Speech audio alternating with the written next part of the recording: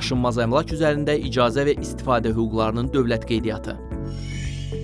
Daşınmaz əmlak üzərində müddəti 11 aydan çox olan icarə və ya istifadə hüququ dövlət qeydiyyatına alınır.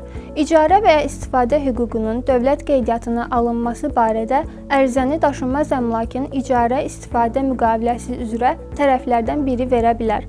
Torpaq sahəsi və ya yerin təki sahəsi icarəyə, istifadəyə verildikdə qeydiyyat üçün təqdim edilən müqaviləyə torpaq sahəsinin və yerin təki sahəsinin planı əlavə edilir. Binanın, qurğunun, evin, binada və ya evdə yerləşən mənzillərin, otaqların icarəsi haqqında müqavilə üzrə hüquq dövlət qeydiyyatına verildikdə yerləşməsi və ölçüləri göstərilməklə icarəyə verilən sahələrin planı təqdim olunur.